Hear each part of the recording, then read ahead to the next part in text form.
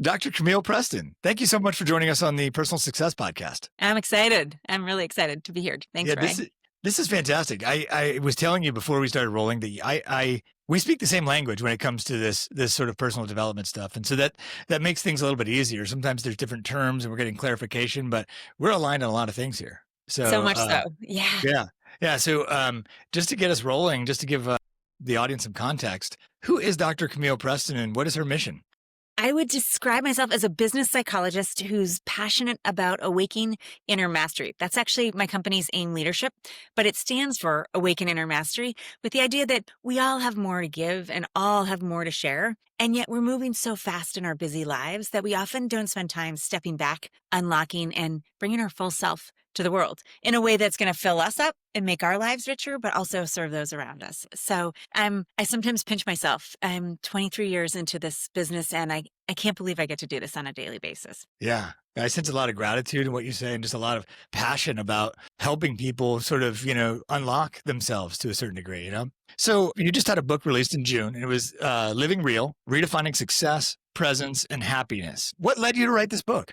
It's actually a funny story. December 8th at 4 a.m., there's like a knock so loud that it woke me up from a dream. And it literally was like an entire outline of the book. And I remember like kind of waking up and being like, 2 books, 2 kids, I'm done. Like, no, thank you. And I rolled over and it was like, knock, knock. And it just got louder and louder and louder. And so finally I was like, okay, I'm going to get up. I'm going to write it down, not committing to doing it. And then as I sat with it, my mantra was like, if I'm meant to bring this through, make it clear and make it easy. Like, if you really want me to bring this through, and you being like source, God, whatever, higher powers, and then doors just like opened in this way. And so I had a week that I had blocked for other things that came open. And first of all, I sat like, am I supposed to go to the snow or to the beach to write it? Like, I literally sat with that question.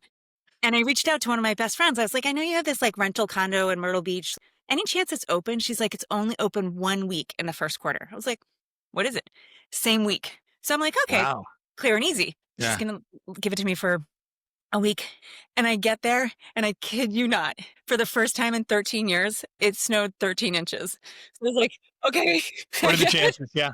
I'm at the beach with snow. I'm going to be very careful about what I ask. But I do think like we often get so focused on what I want and like pushing forward our own agenda. And when we stop and step back and start to listen inward, and I use this distinction, instead of forcing life, sourcing life. And so the book that's kind of the tactical way. The book actually came out. I had came out of my own grief. I had 5 deaths in 5 months, and it kind of stopped me in my tracks and forced me to kind of step back and say, what is success? Like, really, what is success? What is happiness? And if life is short, how do you want to use it? And I know these are questions that you sit with a lot and engage with. Well, yeah, I definitely think there was a lot of, it was sort of metaphorical deaths where I sort of came to this, where it was like someone gave me a checklist and they're like, okay, get a job, work your way up, get to this, make this much money, get married. And like, I'm sitting there looking at the checklist every day and it's like, okay, maybe it'll feel better tomorrow. Maybe, and so I just, I got it. I sort of was getting into personal development because I was curious, but it was a really slow process. And it sounded, I had a coach actually say to me, well, what is success? And so I was like, I gave him the checklist. He said, well, what if you redefined success? And that was very transformational for me. So I immediately jumped out in the subtitle of your book where you said redefining success. I'm like, yeah, what is that?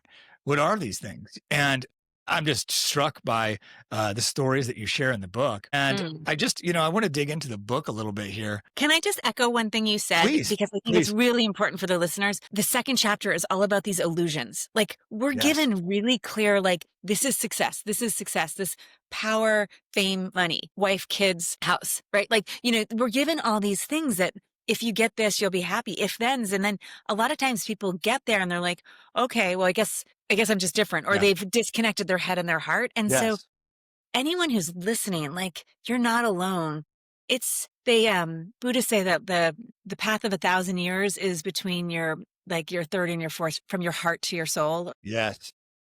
Inquiry. And it takes courage, but it sounds like you were really blessed to step forward into your own journey in that. So I just wanted to echo what you shared. Yeah, I sort of had this experience where I tried different things, like everything from silly things like driving a different way to work to, talking different, like, sort of playing it. I tried like strange things, right? And I just was like, okay, there's nothing left but for me to kind of dig inward and find out what's going on here. But you kind of directed us here, so I'll that chapter of the book, The Lies Were Sold. There's a lot of myths that were kind of just sold that are just, this is a truth, and number 3 really hit with me, and that was achievement is winning and more is better. And I think, first of all, I kind of see this around me, and I think it's just because I'm so prone to that one. But I remember I started this experience with a coach, and I was asking, I was like, yeah, I want to increase my productivity. And I thought we would start working from a strategy there. And he's like, oh, interesting. What's that going to do for you? And I was like, well, I'm going to be better. And he's like, okay, well, why? And I'm like, oh man. And I think what the thing was there is that I didn't consider those deeper questions, and I didn't know the answer also as well. And it was a really, like you said, it was in that space of inquiry. I just didn't know. I didn't have to have the answer. So I just sort of started realizing that there is a place where you don't know the answer. That's where you want to kind of hang out a little bit there. But how do you help? And it's really destabilizing. You had courage to go into it. Like, people hold on to these illusions or beliefs because it gives them a sense of confidence or certainty, which again is also an illusion. Yes, it is. Yeah, for me, I sort of look back on it and I see it as like I didn't have any other choice. It was either just kind of go on. But the thing of it is that I couldn't see that I believed this myth. How do you help patients or clients, or how do you help them see this when they can't see it? It's a great question. I mean, there's like a really tactical process of like putting things down in paper. And there's an analytical process that we go through, and that's helpful for kind of people who are more the expert stage of development and really quantitative. But I think if you go into times that you felt your best and you felt your most vibrant self, those are the places that you reconnect into and start from there. One of the theses of the book is that life is a sine wave, highs and lows. It's highs and lows. And yet as a culture, we've spent so much time blocking off or dismissing or avoiding or not feeling the hard things. And I use a metaphor. If your life was a house and you put all the hard things in a box and you put duct tape and you put it in your basement and you do that every day, hard things in the basement, what you don't realize is you're putting boxes in your second floor, which is where you feel joy. So that first floor of your life might look pretty and clean and perfect for social media or Instagram, but the basement is full and the second floor of your house is full. So your sine wave gets shallowed and you have these like less high highs, less slow lows, but it numbs us out. So if you can reconnect to people, if you can get people to reconnect to those moments where they felt really high or really low, there's beauty in both of those, because then you can open into unlocking. And you're nodding. I have a sense you understand this, and you actually probably do something similar. I do. I think you're seeing the excitement sort of in you explaining this, because you're using a sort of new language, this idea of, a sine wave. And it's funny because throughout my sort of development, which, it carries on, right? And I think one of the shifts that I really had and with your work was that the language changed a little bit. I used to say, as of 2 days ago, used to say, you have to choose your pain for the day or whatever. And I think that's kind of like maybe a masculine, I'm going to be tough way to look at it. But there's something like, life's sort of 50-50 sometimes, embrace both sides of it. Because like you said, it's you're putting stuff in your attic too, and you're putting it in the basement. I think that's a beautiful metaphor. Yeah, and I love what you're saying there, because it's an intention and attention. So we were joking. I just got off a red eye from Vegas, and I came home and I was like, gosh, there's no one welcoming me. I've had a 10 and a 12-year-old, and they're usually like effusive and they wrap themselves around me.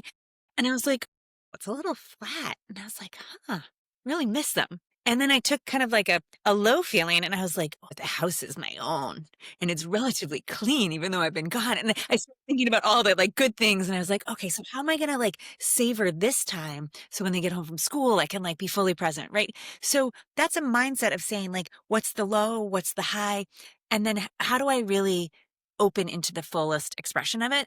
And for people who are listening, like, Instagram is a really dangerous place, or Facebook, or whatever your social media of choice, because all you do is see people's highlight reels. You don't see their blooper reels. And we start to contrast ourselves with all these highlight reels, but life. Life is the full range, as you said. Yeah, I think the important thing is that it's not, when you say pain, that kind of, that's narrow, right? You're talking about this sort of, because I know I have two boys and I know exactly what you're talking about. Like there's something very purposeful, something very instinctual about just, being connected. And it's like when they're not even there, that thought comes up. It's like, oh, wow, there's nobody, I think there is a tendency to sort of push that aside, right? And start, that's a bad feeling. But you're actually saying like, let's accept that, but let's also look at what else is here too. And so there's more of a integration. It reminds me of, there's something in your work that's overlaps with or is adjacent to sort of Susan Cain.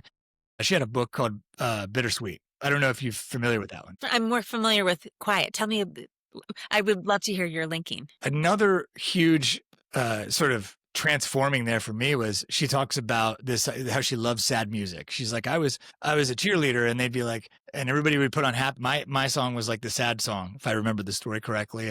And she's like, well, I thought I was just weird. And then she started doing research and found that people like sad songs. They play their sad songs more than their happy songs. And she's like, okay, what's this all about? And really what it was all about is that whether we can put language to it or not, when we have this uncomfortable feeling, sort of the low sine waves, if you say, it points us to what's meaningful or truly important to us. And it helps us kind of celebrate that. And I guess I can't recall exactly if you implied that or if that's sort of the outcome that you're going for here. Spot on.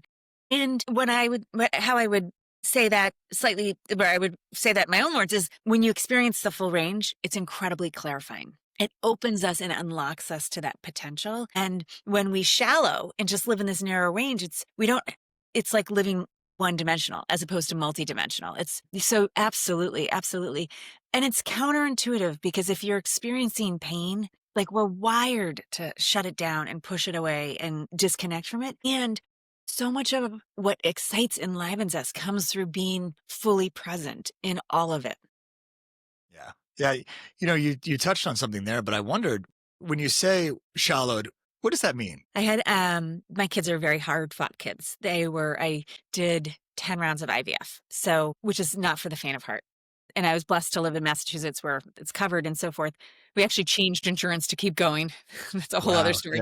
Yeah. But I remember after a failed cycle, I would you're jacked up, you're pumped up on all these hormones. And so the highs of maybe this is the time. And then the depths of despair of like, oh, it's not this time. And the hormones were just like amplified the swing. And I remember talking to a very dear friend of mine who had experienced depression, lifelong of depression. And he said he shallowed intentionally because he didn't want the highs and the lows. And I remember having this conversation of a new awareness that I could feel the depths of despair, like almost clinical depression from the hormones, but it was only going to be 72 hours. Because if I drank a lot of water and went for a long run and did some certain things, the drugs would leave my system and it would move out. And so I remember thinking about that as like, in contrast, he had purposely shallowed because it was too much to have those extremes.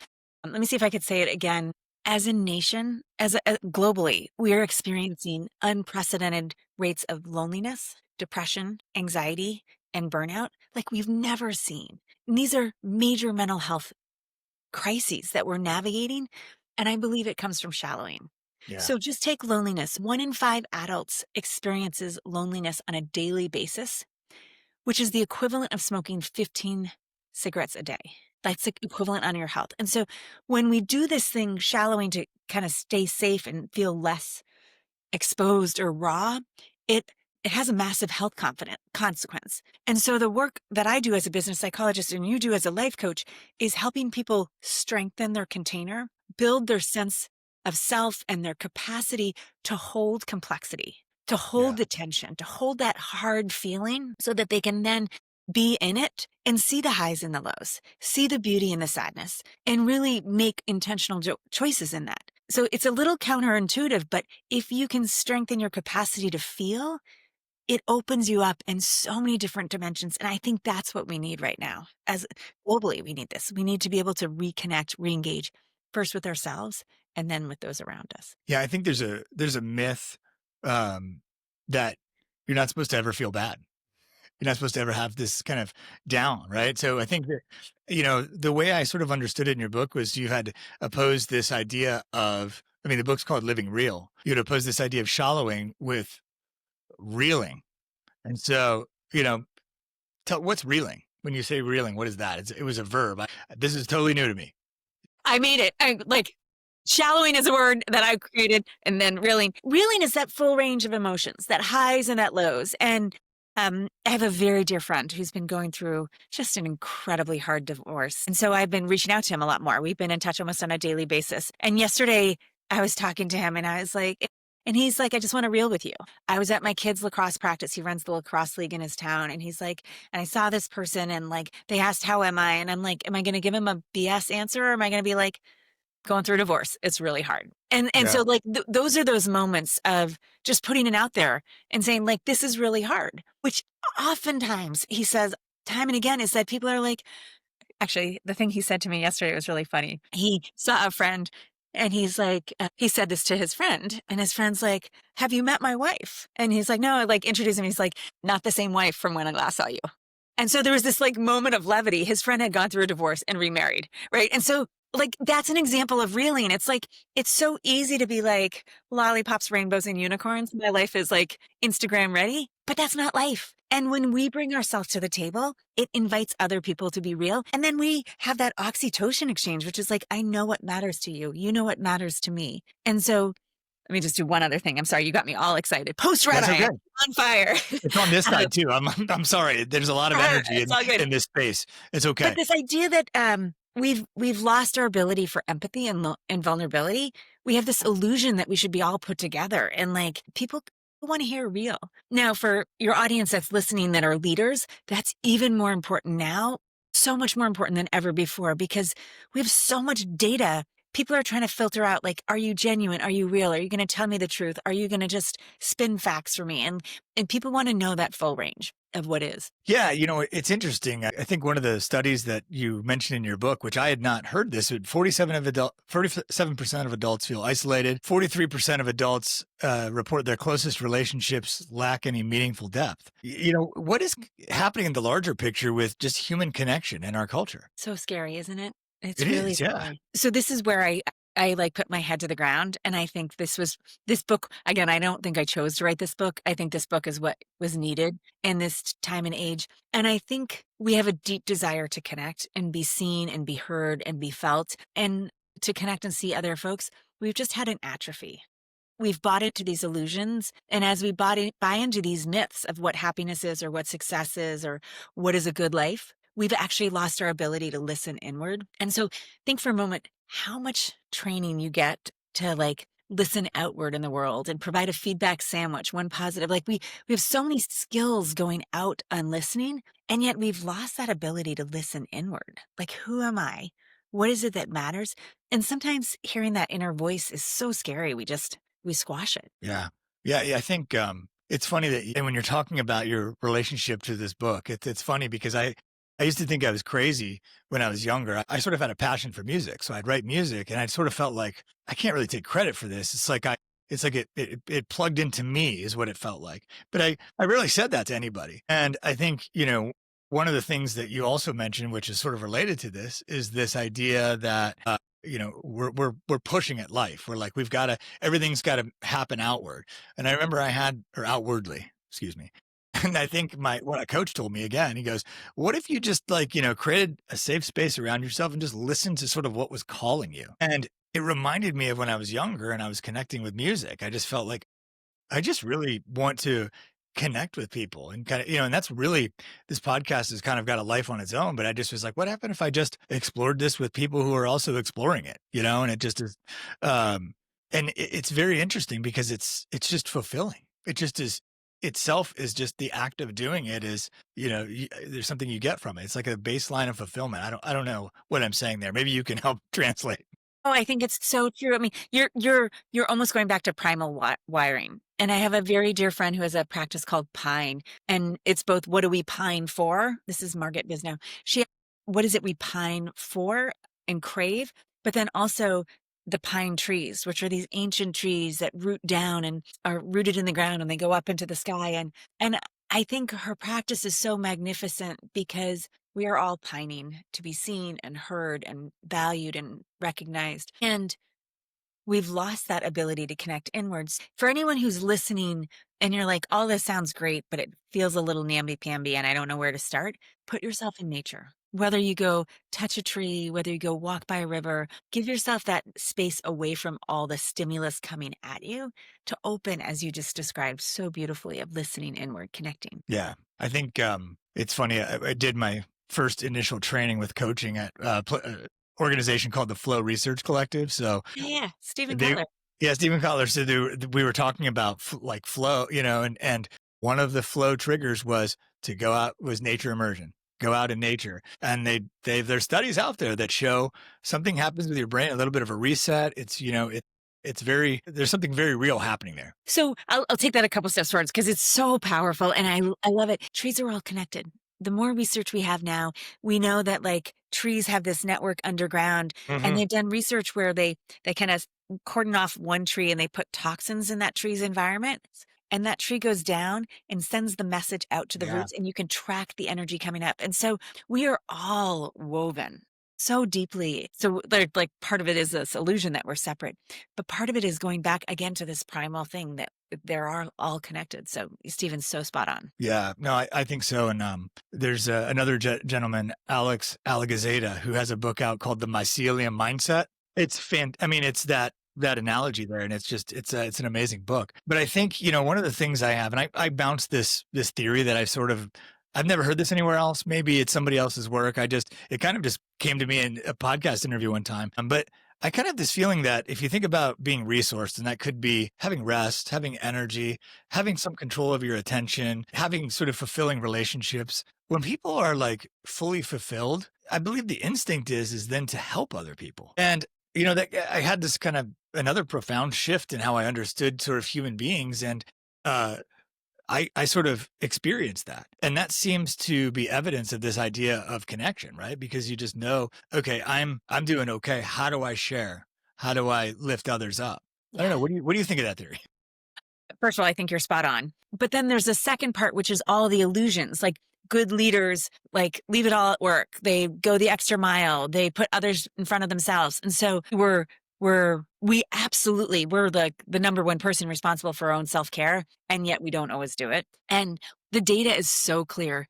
Dysregulated leaders create dysregulated organizations. Yeah, So we're in this compounded crisis, this idea, for years, people came to me in compounded crisis. Like they have this promotion and their kid's sick, or there's like multiple forces coming at play. They're getting this promotion and they're expecting a first child, what have you, like that. We're experiencing compounded crises, right? There's compounded crises in workplaces where the AI disruption is coming with the return to work, which is coming with political tensions on legislation that's impacting them. There's all these forces at play. And I recently just did a keynote for a bunch of hospital CEOs, and talk about an industry in a compounded crisis. Those leaders need to take care of themselves, because if they take care of themselves and they're resourced, they're going to be able to think more strategically, make better decisions, engage their stakeholders. And yet that takes discipline. It takes those intentional choices that you're talking about to be resourced. That's so beautiful what you said, Ryan. Yeah, no, I think you're right. And I start there with a lot of clients that will come to me, is that there is that belief, and it's so ingrained in there that you put yourself last. And then what happens then? You show up to work at 30%, you show up to your relationships at 10%, and then you're like, what's going on here? And it's not obvious because you just don't have the resources, and you just start with that question. What happens if you take care of you first? How are you going to show up at work? How are you going to show up to those relationships? And I think a light starts to go off there. So I love that you said that. For anyone who's listening and they're like, okay, makes sense, but what's the so what? You might think of your three. Like, what are the three things you need to do? Drink 8 glasses of water, get 8 hours of sleep, reach out to 8 people you love and say, here's how you've shown up.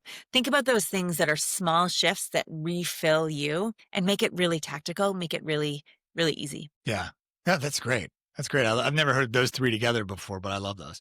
So, we're talking about this we're alluding to it a little bit, and you discuss this in the book, being disconnected from ourselves. So how does this happen? Because I look in my past, and I totally was completely disconnected from myself. And part of that, part of my focus was reconnecting. But how does this happen to us? So if people are listening and you're saying, I don't even know what it means to be connected to myself a little, give yourself a big hug, because that is the first gateway into understanding that capacity. Again, there's so many shoulds that come at us that the part of ourselves that we develop is this critical voice. And that voice can get really loud. And it's like, you should have done this. You should do, good people do this. Good daughters do this. Good moms do this, right? Like you could go through the whole list, and that dial is initially protective, right? It's trying to serve, but it gets so loud that we almost cut it off. We have this bifurcation of the head and the heart. And oftentimes when your head and your heart are in conflict, it shows up in your body. So if you're experiencing this, like, again, all compassion starts with self-compassion. And if you can start to find a little grace and a little space for people who are feeling this and are really far away from hearing their own voice, think about the person who sees you best. Think about that person who really understands you and gets you, and ask them, what do you think, like the Camille, I was called Cammy as a kid. What do you think Cammy needs to hear in this moment? Like, what are those pieces? Because that's just almost like a kickstart. So if you're there, it happens naturally, but you have to start opening, or let me say that differently. I beg you, like there's a part of you that is so brilliant and so wise and so kind and so generous. If you can turn down the volume of the critic and turn up that voice, there's so much waiting for you. I thought you said something really critical there.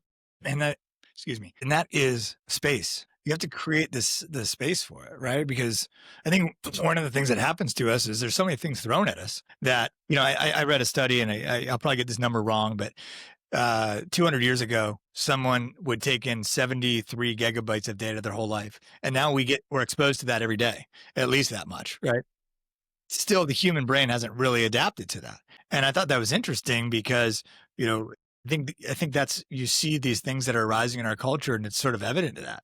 And it shows up, I think a great way to say it is this kind of shallowing of the sine wave, right? And, I guess I wonder, since I have sort of an expert in front of me, what is, when we think about being connected to ourselves and creating that space, we're filling all the space with stuff, right? Whether it's meetings, whether it's tasks, whether it's scroll. I think that's what's happening with social media. If you take it at a deeper level, is that there's no space anymore because you pick up your phone and you start doing it.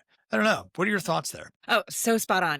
And then you have a moment, you're out for a run and you're like, I shouldn't just run. I should be going through the podcast the podcast that I've downloaded, or I should be thinking about this, or the shoulds are really loud again. So that's that chapter 2 of turning that voice down. So you're spot on. There's so much stimulus coming at us. My first book was called Rewired, and it's about how we're living in this always on, always connected, overwired world. And that's not new now, but when I wrote it in 2010, no one was thinking about it. No one was tracking it. So you could, your perception shallowing, right? Narrowing all the stimulus that comes in could be a very functional, adaptive strategy in one way, but it has a consequence in the other way. Yeah, absolutely. Yeah, I think it is that shallowing, right? There's so many things, like our lives are full with that we're not really going deep with anything. Right. And one of the things that will show up to me, and I'm curious because I don't have executive clients per se, but, I have people who are working their way up to that level. And the one thing that there's a challenge on some level is, what do I focus on? Everything is here. How do I know where to go deep with? I wonder if that shows up with any executive clients that you speak with. Absolutely. Absolutely. One of the concepts that I work with a lot of executives on is probably my most popular kind of IP, thinking of yourself as a helicopter. And what is the right altitude for you to be operating at? And all too often, executives operate at too low of an altitude because they're comfortable. It feels safe. They like to have their hands in the details, but they need to rise up, delegate things so that they can see the bigger picture, think into the vision, think into the strategy. The same applies to individuals. We need to step back and rise up and see the bigger picture. Like, where is it that I will find joy and happiness? Where is it that I will navigate in this different way? But the wiring is to be in the doing and the being and the moving things forward because it feels short-term good. There's a nugget here, which is, again, if I go back to the tension creates consciousness, it can be intense for people to sit in not doing. We're rewarded and reinforced for doing, but if you sit in that stillness and you get below the surface and below the surface and below the surface and you keep peeling, it's an easier gateway into kind of what is your true essence? What is your calling? How are you meant to be in the world? Yeah. I think that's still, I think it's getting better, but I still think that sounds, when people hear that, they think like woo-woo-ness, because there is a weird thing that happens. Like I'm a meditator. I was a yoga instructor. And part of what was happening there was I was realizing that, oh, the world, when you go in far enough, the world out here changes. And I was like, so it would, I'd spend, and I'd look up and be like, wow, it really is a thing. And still when I share that with people just in like everyday life, they'll be like, okay, that's not obvious. I don't know. You see that? Yes. And I think there's stages of this too, which is it can feel really scary to let go of what you know, what has served you, what you think. Again, those are the illusions, and step into something you don't know. And yet it can be incredibly spacious. For anyone who's listening and they're like, yeah, I don't want to hear you tell me again that I need to meditate. I see you, I hear you. Go for a run, go for a walk. Just move your body as a way of like letting your mind still and see what arises in you. It's powerful to make that shift, and then also be gentle. Start small, because I'm a big yogi, but I'm also I have a deep meditation practice because it has been perhaps the most powerful thing. Yeah. And running too. I'm also a runner, and I know exactly what you mean. It's funny. I was going to go on a run the other day, and I'm sitting there thinking about what should I listen to? And usually I was like, should I listen to this podcast about a movie that I like? Or, you know what? I have a guest coming on the podcast. I should listen to their book. Let's do that. And, it's funny how I was stuck there, that example, of what you said. But I also know that sort of my best ideas come from when I'm running. I always like, when my boys were little, I would carry like a notepad in the stroller and run with them, and Yeah. write it down in there, because the ideas were coming up from that. Yeah, I am a big believer. It used to be Captio. Now I use Email Me. And I've had these moments, Ryan. I can't even tell you. I will be running and something like a year-long curriculum will download when I'm like, and it's often by the river. And so I'll stop and I'll capture it. And I remember one day I was like running and something came to me and I was like, I don't do this. I have no experience with this. Okay, I'm going to write it down. I don't know. And I got home and there was an email from someone saying, you need to meet this person. It was the exact thing. And I was like, I'm listening. I get it. So trust yourself on that. Yeah. And that's still space, whether it's cooking meals or doing dishes. Or can I share something else that popped up it's popped up twice that I Of wanted? course. So the idea of reeling, obviously you and I are so passionate about it. We see the value. We have this lived experience. And I was doing an engagement in San Francisco, and there was a woman from she was very high up in a very well-known global consulting organization. And you could see her arms were crossed. She was leaning back. She was a little skeptical. She had a scowl on her face. And she said something like, no way in bleep and bleep am I ever going to bleep and bleep real, right? And I sat with her, and for her, she had a very learned experience of lack of safety in the workplace. And we know psychological safety is really important. But what had happened was that inability to feel safe at work had become an inability to feel safe anywhere. And so the thought of reeling was so terrifying that she just outright rejected it in a very visceral way. And so we made a couple steps, and I wish I could figure out how I got, I was kind of unconscious how I Mhm. got there, but we basically got to this place where her dog means the world to her. Her kids had launched, and so we talked about where she had like pure joy, and it was this dog meeting her at the end of the workday, and the dog would just fill her. And so we went into that, and she unpacked that, and it was like, don't be real with anybody else but this beautiful dog. And she sent a text message like probably less than 24 hours later, being like, I had no idea a furry friend could fill me up in that way. And right, that's just cracking the door in one place. She did it with her dog, more able to do it with her partner, more able to do it with her kids. She can pick the clients she likes, and it's like a steady step of like opening the door further and further. Start small. Start with things that love you. Start with things that fill you up. Start. Yeah, there's something coming up for me just about one of the things and I think, our minds naturally look for patterns of things, but I think I used to be like, oh, you just see patterns. That's how we're programmed, right? But one of the things I'm seeing right now is that, we both talked to how we were in Las Vegas recently, how we, just certain commonalities. You used that mycelium metaphor, and I just had interviewed somebody for the podcast who has a great book about that. And so I think, that is a mechanism that sort of connects us. And another thing that sort of, I put a note on my notes here and I was like, maybe I'll bring this up. But one of the things that I thought of, is I think early on, I know your work as a psychologist, and there's sort of this, there's still a destigmatizing of a lot of mental health issues. And there was a story you were sharing in the book about someone who had suffered from body dysmorphia. So I had this memory, and this all happened as I was reading the book, and this just all aligned for me. And I had these experiences that I sort of pinned and was like, come back to that later. Well, I was a little kid, and they had this thing at the Y where they would circle your body type, and I just thought I was a skinny little kid, but they wrote stocky on there. And I remember I saw that, and I was like, Mom, what's stocky? And she's like, why? And I get, I was a little bit overweight or something when I was playing basketball. And so she explained it to me, and I was like, am I stocky? And she's like, I could see the wrestle in her eyes, but sort of wanted to be honest. And so I just had this belief that I was sort of overweight all the time. And so it showed up, especially when I was a teenager and in my 20s.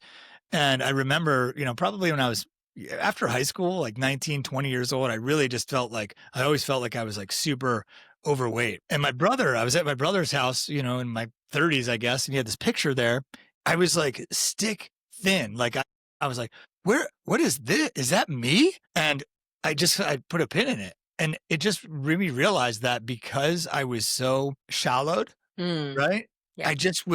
All I did was just, I couldn't see reality really even, and I didn't realize it till like years and years later until I saw a picture, right? And I connected all these things together. And so that's one pattern that shows up here, but you're talking about patterns that you see in coaching. I just think there's something profound about this pattern recognizing thing that's showing up for me here. Oh, it's so spot on. By the way, I was called Porky growing up, and not in a complimentary way. And my mom was recently cleaning out a house, and she's like, do you want this photo? And I was like, it was a picture of me sitting in a canoe with like my shirt kind of tied up as a halter, and my brother and my mom were there. And it was the exact moment of my brother calling me Porky. And at first I was like, hell no, like I have no interest in that photo. Like that is a memory that I actually, like, no way. And then I was like, yeah, can you send it to me?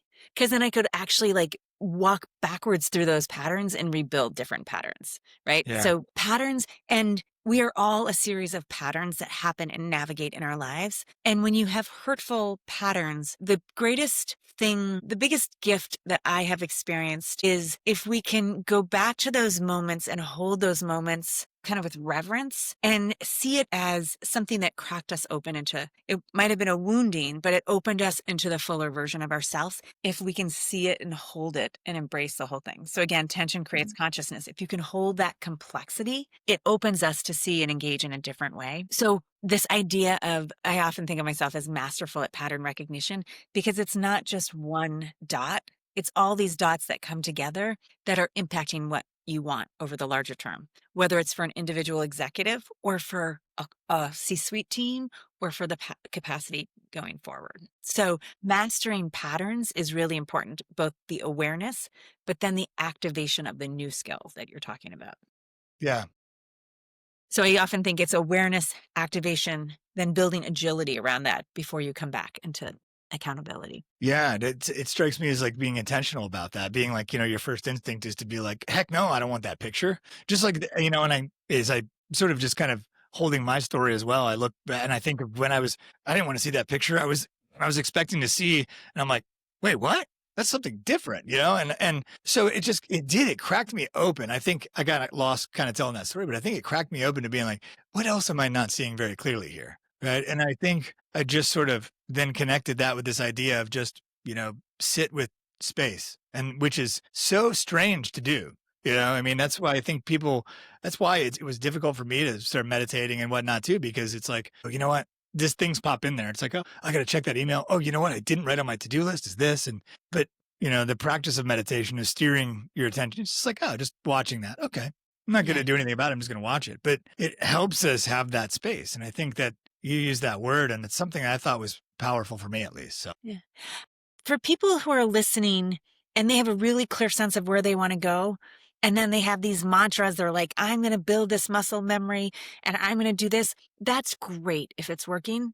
but oftentimes they can be so focused. I mean, if you imagine I have two hands and everything I want is in my right hand, but I'm not willing to look at what's in my left hand of what got me there. So sometimes mantras can be helpful, but sometimes you need to go deeper into the patterning that will help unlock the path forward, Yeah, as you said absolutely. beautifully. Yeah.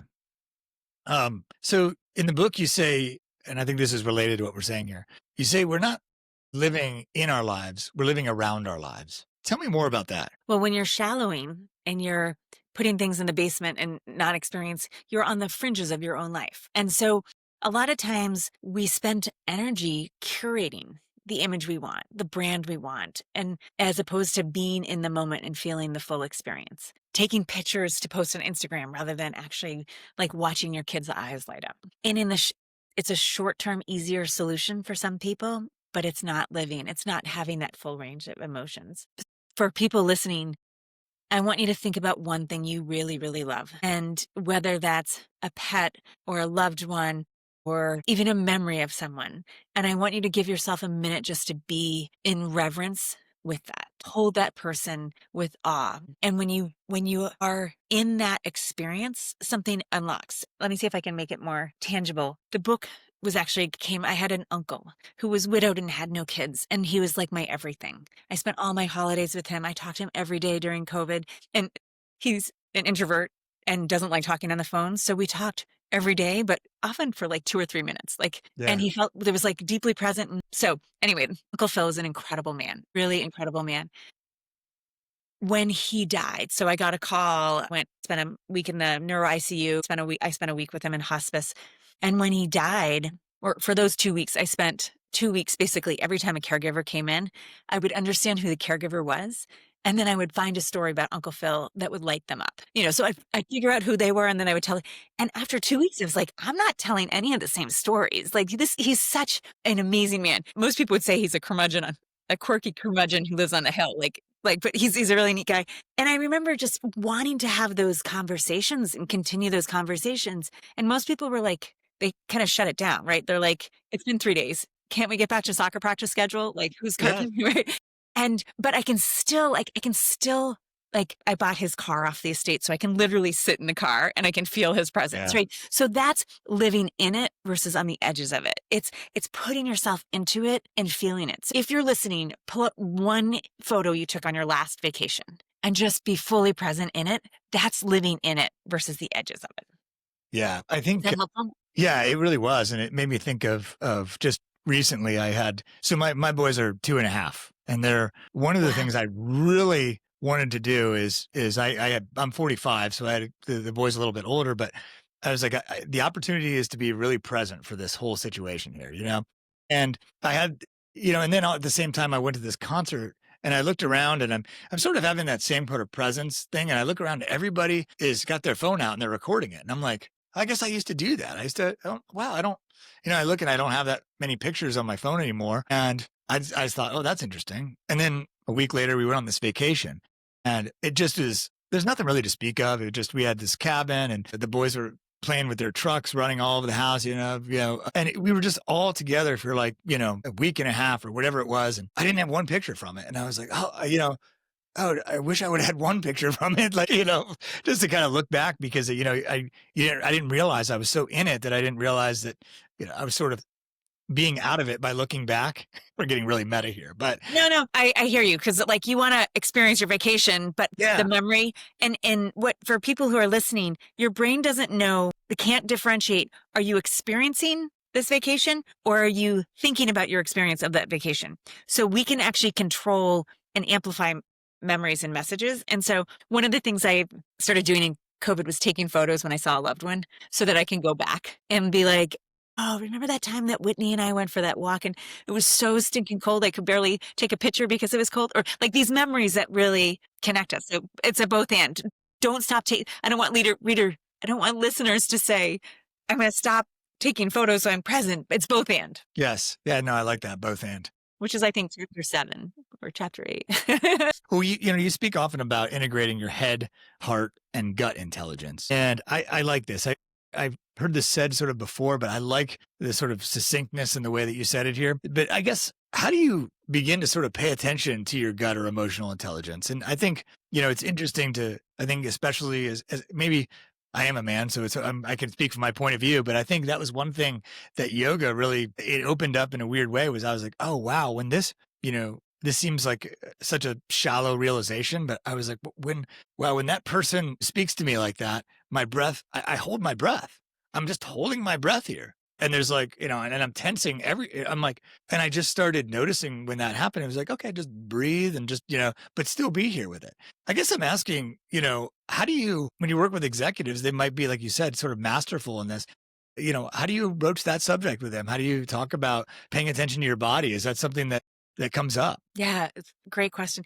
It's interesting. As I'm listening to your question, we've talked about running and we talked about yoga, and both of those are containers that almost create a better equilibrium between our head, heart, and body. They're things that pull us back from the stimulus and the shoulds and hold that container. For people listening, emotional intelligence is your capacity to be self-aware. Who am I? And be able to self-regulate. How do I want to show up? So there's an individual part of emotional intelligence. And then there's an outer, which is like, how aware am I of what's going on for Ryan? And how can I adapt to engage Ryan? Emotional intelligence is both inner and outer. It's awareness and regulation. One of the things that I'm seeing and doing a lot of work on with executives is this chronic stress, again, compounded crisis, massive transformation. And what happens is we contract and we almost like contract into just logic, into thinking, as opposed to engaging our full self. Often when you sit with something longer, you can actually start to peel back the layers. If you were to pull a cell from your gut and a cell from your brain and put them on slides, it would take a really, really, really exceptional medical provider to differentiate which was the gut cell and which was the brain cell. So when people say I have a gut feeling, there's a lot of truth to that. And that's why what you eat matters so much. That's why your physical health and your wisdom and your interconnection. So your question is, how do I get people to stop and step back? There's nothing I can do to make you stop, but I can engage you in understanding the value of those decisions, right? And so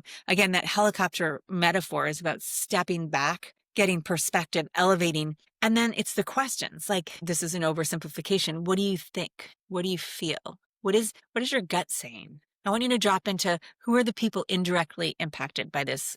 You know what you want to do as a decision. What are the indirect implications of that? What do they see? What do they think? What do they feel? What do they experience, right? So you can almost think of a problem and walking yourself around the problem from different ways of like head, heart, body.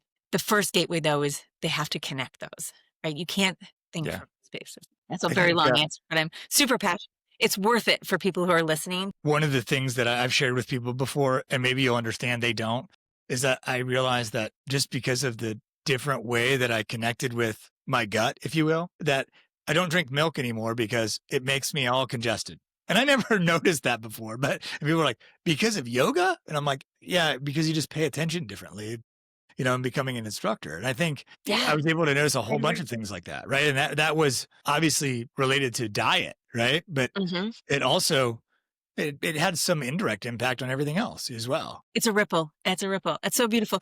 I've been drinking kombucha here, and Yeah. it's a little bit like cilantro. People love it or hate it. But a very dear friend of mine, my daughter's actually has her surname as her middle name, Victoria Mees, who was scaled Andy Weil Center for Integrative Medicine. So she did Integrative MD. When I was talking to her about my son, it was a lot of complications. I spent a month in the hospital beforehand. He spent a month in the NICU.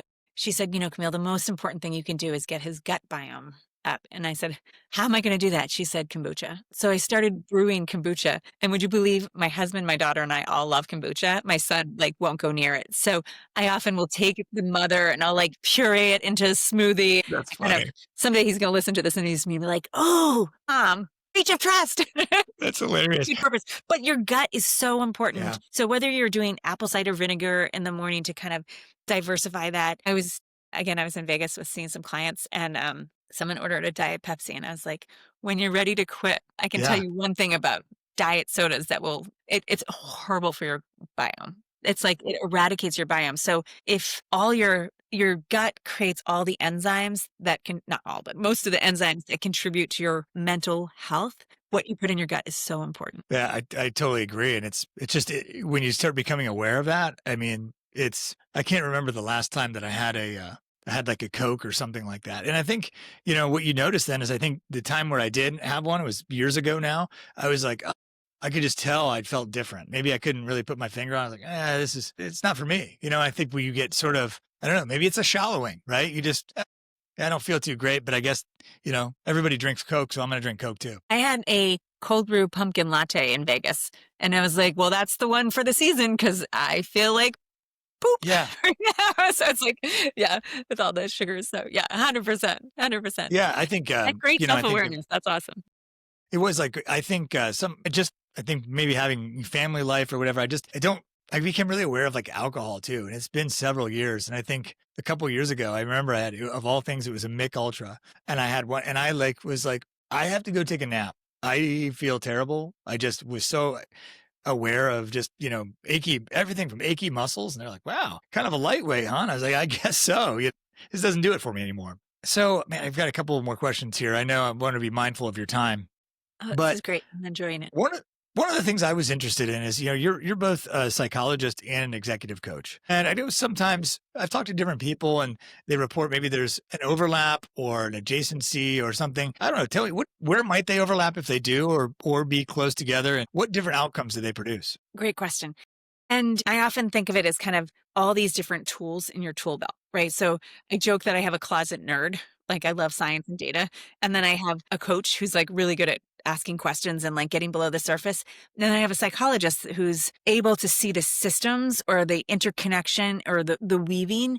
And then the other one is a kind of, I think of it as like strategic advisor, but also someone who can really see where you are and give you what you need in that moment. So whether you need a cheerleader or tough love or what have you, full transparency. I kind of pushed the psychologist aside for many, many years. And I had a client, she's an absolute love. She called me up. She was leaving a big consulting firm and going out and doing her next thing. She said, I'm going to be doing a workshop on your business at my house on July 25th. You need to be there at 9. And I was like, okay, but you're like 4 hours away from me and you're paying me, but you're going to do a business. Like, I was like, I don't understand, but I showed up. And in retrospect, what she was saying is like, I want to get my consulting chops back and I want to practice this. So show up and I'm going to do this. She sat me down and she's like, stop calling yourself a bleep bleep executive coach. You're so much more. You're a business psychologist. And I was like, oh, okay. So it was Yeah. actually a client that told me what it was. And the timing was amazing. I can't remember, it was probably 2017. And what I noticed is that everybody wants to be healthier. Everybody wants to be well. Everybody's curious. But most of the clients that I work with don't carve out time for a therapy appointment. They will carve out time for a productivity, efficiency, activeness coach, right? So it's almost like, I think of it as like 5 for 1, right? I can shift shape based on what you need, but it really is that system level understanding and a willingness to go back into complex or murky areas, again, to crack open what was the wounding, what is the meaning, and how can that serve you in the things that matter most for where you want to go going forward. And interestingly, this woman is just amazing. It was such a gift to myself to actually almost reintegrate a part of myself back into my profession. And the world's dying, right? Pandemic, we're at a mental health crisis, burnout, loneliness, depression, anxiety. We need to be talking about well-being in a holistic way. Yeah. That's a great answer, because I do think that, what I sort of hear there is that they're different tools, and, they're different tools in your belt really that you're able to offer. And like you said, 5 for 1, that's a pretty good deal. And I think what I'm excited about is corporations are saying, yes, we want to give this to folks. And so I know you work with folks in a more life coaching way, but I'm doing a lot more teamwork, system level team coaching, partially because people are cost sensitive, but partially because people really want to make their workplaces places where people can really engage from that place of their best self. It's really, I feel while the data says we're in a mental health crisis, I'm optimistic. Yeah. Well, I think there's enough data out there to be convincing to those who are making some of the decisions now, at least in some companies it's starting, where they realize that just growth in general is sort of a driver for engagement. And so I don't know. Would you agree with that, first of all?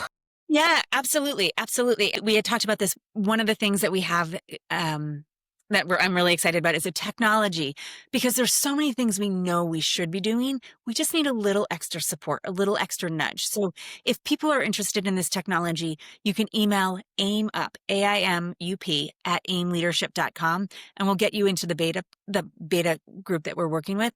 And this is an actionable tool that you can use anywhere in the spaces in between to really support you in being that best version of yourself. I think we talk about a 4-in-1 there of Yeah. like, how do we help your whole self be the best version of yourself? So if you're interested, go to AIMUP at aimleadership.com. We'll have that in the show notes too here. So, Perfect. I did think it was interesting, your first book, and you mentioned it, just Rewired, How to Work Smarter, Live Better, and Be Purposely Productive in an Overwired World. 2011 this came out. I don't think this was really on the radar then. I just wonder what's sort of become the legacy of that book. It seems sort of prophetic in a way. Yeah, it's interesting. I have a very dear friend, Ivy Ross, who I'll never forget on May 17th, 2014. No, it's May 14th, 2012. She was visiting, and it was just leaking that she was taking over Google Glass that day. And I was driving her. She stayed with us, and I was driving her to a speaking engagement. And she kind of gave me a little slap in the face. She said, "This was a brilliant idea." It must have been 2014. "This was a brilliant idea, but you didn't own it. You didn't own it. You should have brought it out into the world. This should have been this had the potential to be an incredibly compelling piece. What happened?" I said, "Ivy, I wanted to be a mom. And motherhood was really elusive to me." I shared that I had this IVF journey. So it was 2014. And she said, "Whatever you do next, live it, be it, breathe it, do it." And she's still an incredibly dear friend. I just went to celebrate her 70th birthday with her. And I really feel like living real is something that I believe is so much, I hope is so much bigger than me. I really believe it's a call to action for how we can come together and navigate political differences, the economic complexity that we're in, the AI disruption, the workplace transformation. I hope it lives on and becomes something that really gives people courage to come together and live more real, but live a more authentic, engaged, impactful life. I Yeah. was trying to blend those two words there for a No, moment.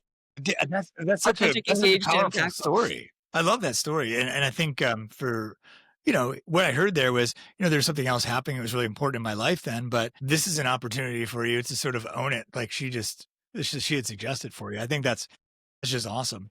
I want to be mindful of your time. I just had two So other quick questions here. I know you just got off a flight, and thank you so much. This has been an awesome yeah, conversation, so fun.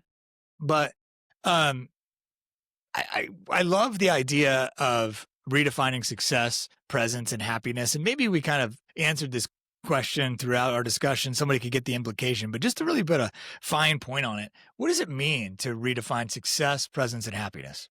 So I think the redefining success is getting rid of all the shoulds and coming back to kind of what it is that you want in yourself. Again, if that feels elusive, a friend can really help you peel back. Well, these are choices you've made. But what I find is that when we kind of strip or shed all that should do stuff, we actually come home to ourselves. We come home to being present to ourselves, and we come home to that place of saying, like, who are the people that matter? What are the moments that matter? So I feel so enlivened by this conversation because I feel your depth of presence, and I feel like I am able to be really present with you. And ultimately, that's in my own world, that's going to make me happy. I feel like being able to have that, make decisions from an inner compass that is aligned with what you're doing out in the world. And that might feel abstract and a big leap for some folks.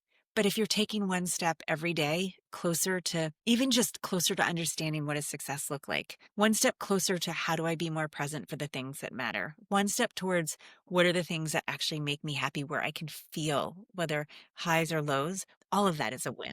That's incredible. Thank you. What is something that you thought I was going to ask you, or maybe I should have asked you, or is this something you want to say to kind of wrap up things today? First of all, it's been such an honor and a privilege to have this Same here. conversation. Yeah. And your path, which I did a little reading of your background, your path of trying different things and peeling back the layers and stepping into different roles, yoga instructor, life coach, flow master, like you are a testament or a tribute to this active process of redefining. It doesn't happen with a blink. It's almost more a way of living, because how I'm defining myself that feels like success and presence and happiness right now is going to be very different in 6 years or 8 years when my kids are on their launched. And what that means today, right here, right now, being present with you is going to be very different than what it means at 3:30 when they're home, which is going to be very different from my husband and I are going to a friend's wedding this weekend. That's going to be very different there. And so it's a journey, it's a path, it's a gateway. So I'm just I have reverence and awe for the exploration that you've been on, and then the ways you're serving your clients who are curious about what a life like that might look like. So just incredible gratitude for this conversation. Well, thank you for that. I appreciate it. And I do too. I appreciate your time and the book too. I just, it's just really powerful. And it is opening up new things like that I like shared with you. So I assume it's having this impact on a lot of people. Yeah. It's been an honor. If people are listening, you can go to livingreal.aimleadership.com, and near the bottom there's a bunch of worksheets. We want you to not just enjoy the book but turn it into action. So there's a way you can download and really start to build muscle around this, and would Oh, love. I can't believe we talked about this before we started rolling, but there's actually an app that's like a companion for the book, right? Yeah. So yeah, we'll check that out as well. And all this will be in the show notes. Dr. Preston, thank you so much for your time today. Such a pleasure, such an honor. Thank you, Ryan. Thank you.